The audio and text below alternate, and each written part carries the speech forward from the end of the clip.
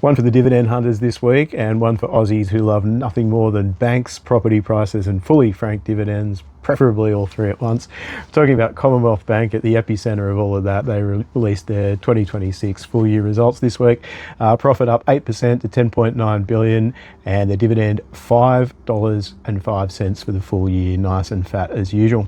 Now, if you're not familiar with Commonwealth Bank, they're the main bank for 1 in 3 Australians and 1 in 4 Australian businesses. So you're talking about an absolute behemoth here.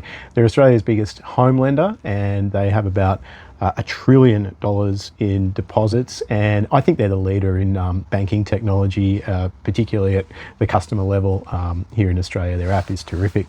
Barriers to entry for this industry, just impossible. If you want to set up a retail branch network and compete with Commonwealth, good luck. I really like their CEO. He's a guy called Matt Comyn, very, very thoughtful commentator in the Australian business world. Terrific management, and their balance sheet is like a fortress. The first thing you want to look at if you're investing in banks is their net interest margin. Commonwealth's sitting at 2%.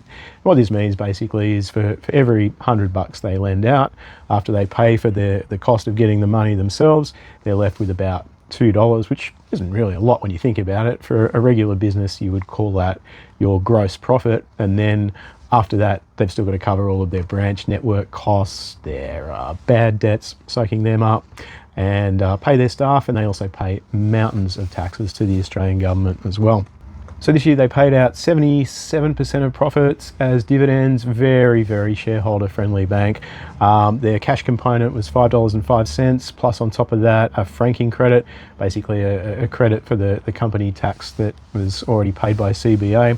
That was $2.16, so all up $7.21. But at $173 a share, that's a yield of about 4.2%. And you compare that to the risk-free 10-year Australian government bond. If you buy one of those, you can sit there and collect 5% a year risk-free. So I reckon this bank gets a big tick for quality, but it's value where I struggle with this one. And to put it in perspective, the book value per share for Commonwealth is $47, but it trades at 3.7 times that. And that is very, very expensive globally. Let's compare CBA with arguably America's best bank, JP Morgan. It trades on a much lower multiple, and its return on equity is much higher than Commonwealth Bank's. And not that Commonwealth is shabby, 14% this year, absolutely excellent. But the trouble is, the market is expecting much, much more than that. We reversed engineered the market's expectations for return on equity through our models, and we reckon the market's expecting a 35% return on equity now. Matt Comyn is a very good operator, but I doubt he would want that as one of his KPIs. It's very, very demanding and pretty unlikely. So the other thing worth mentioning, CBA's profit over the last 5 years is grown at 1.3%. And that's not because they're doing a bad job, it's just the economics of the environment they're in. They completely dominate Australian banking, but at the end of the day, there's only so many mortgages you can write and so many businesses that you can lend to. And I think if you are going to invest in this stock, you need to be real about it.